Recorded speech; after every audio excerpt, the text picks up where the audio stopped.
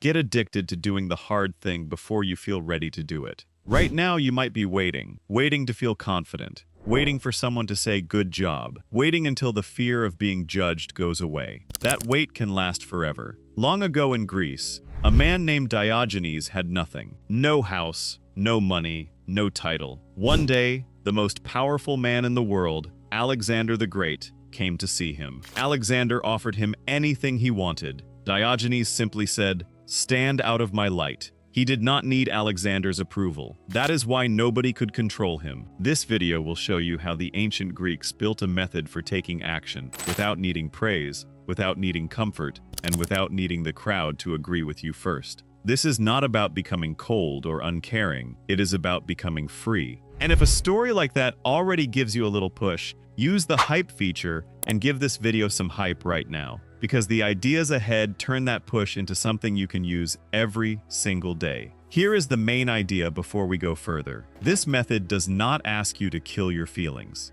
It asks you to stop treating your feelings and other people's opinions like orders you must obey. Once you stop obeying them, you can act on what is actually true and useful, even on days when you feel nothing at all. To understand why this works, we have to go back to ancient Athens. Athens was a city built on doxa. Doxa simply means public opinion, reputation, or glory. In that world, your worth was measured by how much wealth you had, how many honors you held, and how well you could speak in public. People built their whole identity on what the crowd thought of them. That is a shaky place to build a life, because the crowd changes its mind all the time. Socrates saw this problem clearly. He was sentenced to death, and his rich friend Crito came to help him escape. But Crito was not only worried about losing Socrates, he was terrified of what people would say about him. He thought the crowd would call him cheap and cowardly for not saving his friend. Socrates told him something powerful. The crowd cannot make a person wise or foolish. Their opinions are just reactions, tossed around without real thought. Socrates said he would rather follow the best argument than the loudest voice. Think about what that means for you.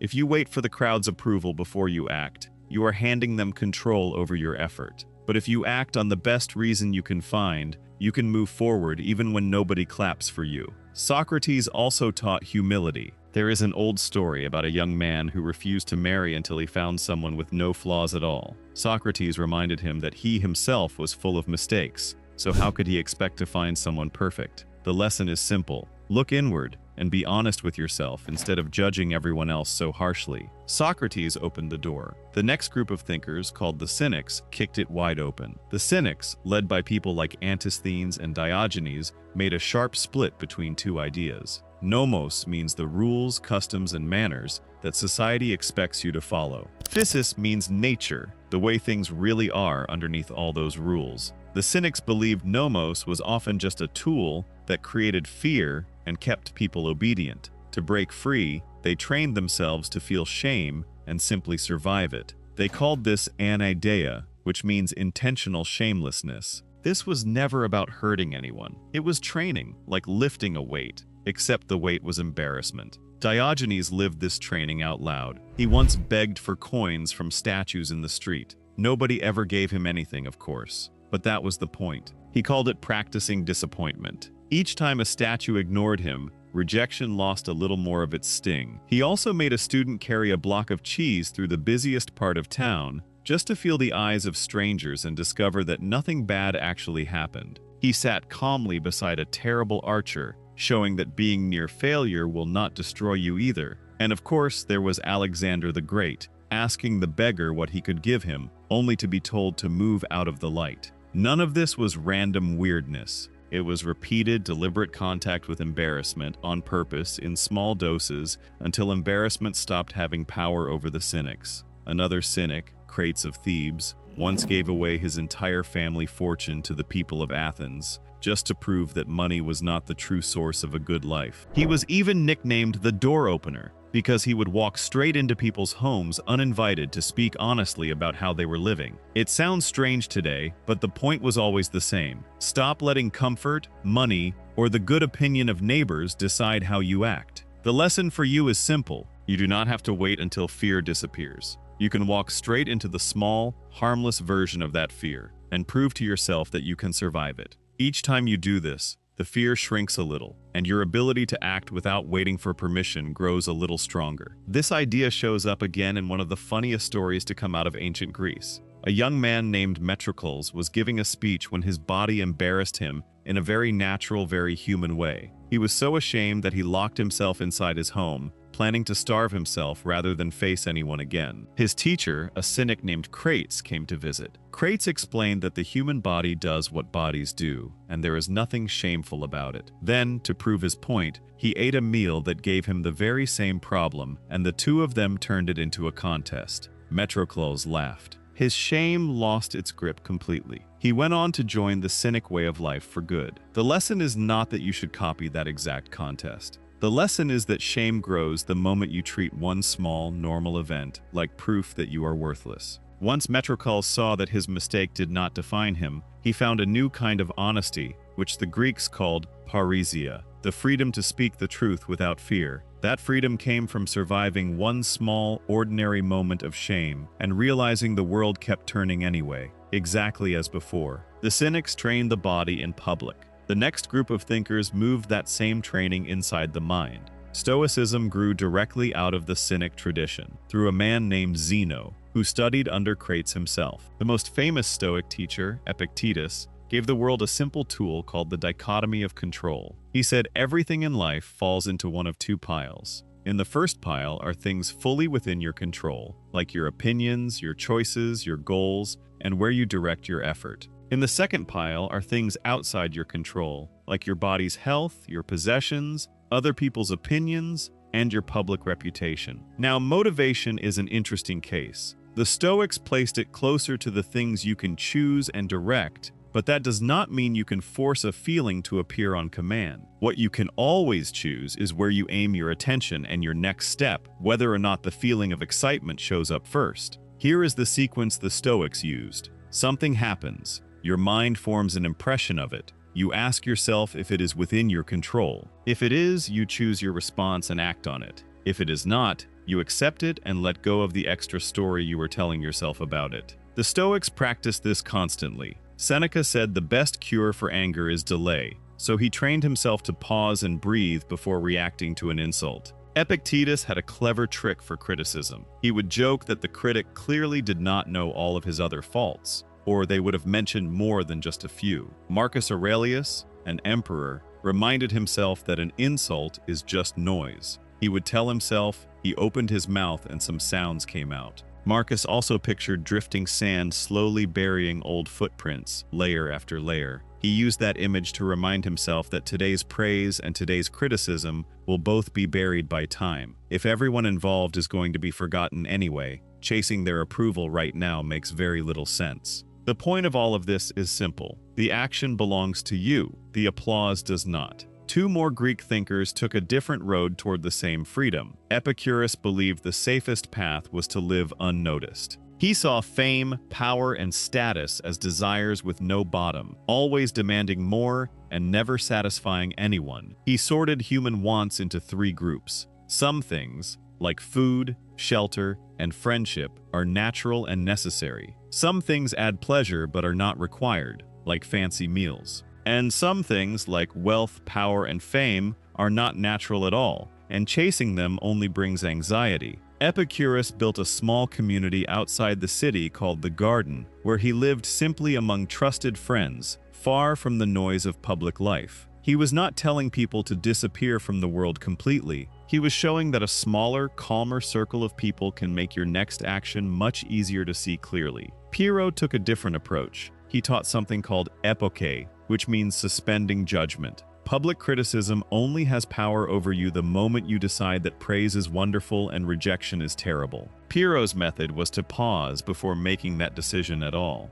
If you do not rush to label an event as great or awful, your mind can rest, and that rest brings a calm the Greeks called ataraxia. Pyrrho did not tell people to abandon their communities or ignore local customs. He simply stopped believing those customs held some final, absolute authority over his worth. He still followed the everyday habits of the people around him, out of simple practicality, while quietly refusing to hand his sense of worth over to any single opinion, good or bad. That small pause, that refusal to rush to judgment, is often all it takes to keep one comment or one bad reaction from controlling your whole day. Centuries later, an American psychologist named Albert Ellis turned these old ideas into a modern form of therapy. In the 1950s, Ellis built rational emotive behavior therapy, often shortened to REPT, which later helped shape cognitive behavioral therapy as well. Ellis openly said his work was inspired by the Stoics, especially Epictetus.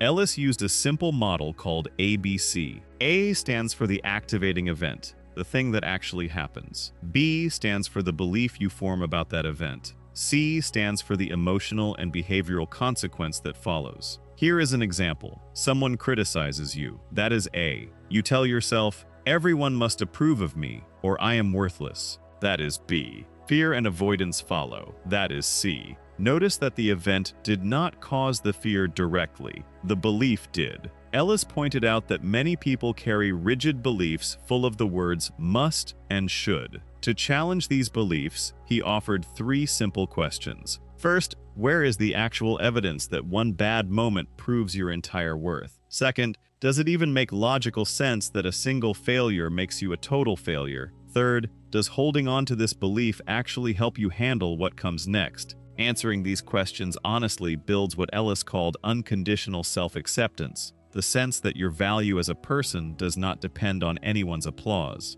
Ellis also describes something called secondary disturbance. This happens when you feel nervous and then feel ashamed of yourself for being nervous, stacking a second layer of pain on top of the first. Once you drop that second layer, ordinary anxiety can shrink down into simple concern, sadness can replace deep despair, and annoyance can replace blind rage. Ellis also created shame-attacking exercises in the 1960s, drawing directly from the old Cynic practice of anaideia. These are small, harmless acts designed to prove that public disapproval will not destroy you. Some examples include walking a banana on a leash down a busy street, wearing mismatched clothes to a coffee shop, or singing one line of a song out loud in a quiet grocery aisle. These exercises are not medical treatment, and nobody should push themselves into anything genuinely unsafe. Their real purpose is to prove, gently and safely, that harmless embarrassment can be survived, just like Diogenes proved it centuries earlier. Now let's bring this into your everyday life today. Social media has turned public judgment into something that never sleeps.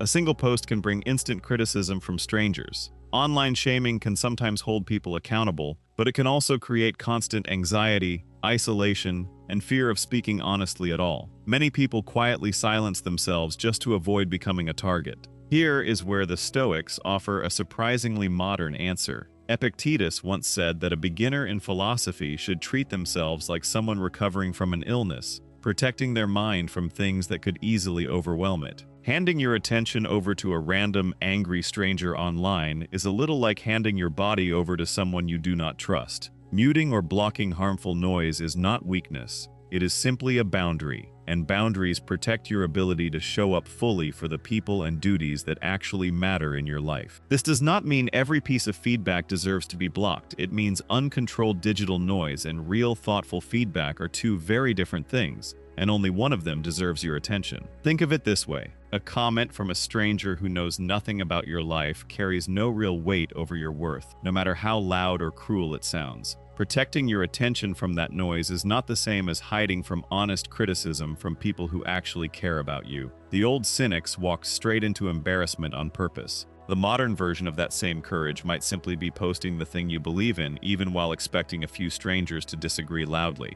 This brings us to something important that must be said clearly. This whole method is not about becoming numb. There is a big difference between real stoicism and what many people today call pop stoicism. Pop stoicism often chases wealth, status, and personal image, and it sometimes tells people to suppress their emotions completely, stay silent, and blame themselves for struggling. That version can quietly cause real harm. Classical Stoicism is completely different. It cares about virtue and honest character. It accepts automatic human reactions, like trembling, going pale, or crying during a hard moment, calling them propatheiai, natural first responses that need no shame at all. The goal was never to turn a person into an unfeeling statue. The goal was only to examine the belief that follows that first automatic reaction, so it does not spiral into something destructive. Real Stoicism also insists on duty to the people around you, not isolation from them. This brings us to the final piece of the whole method,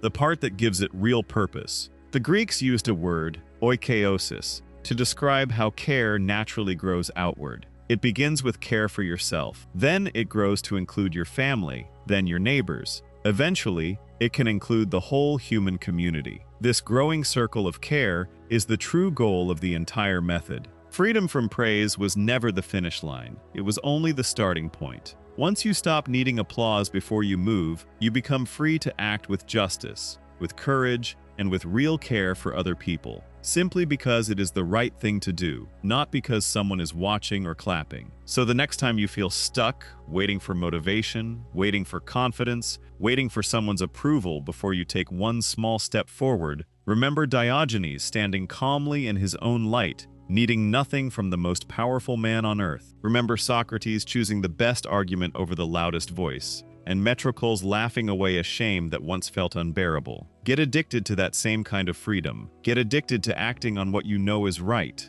again and again, until it simply becomes who you are.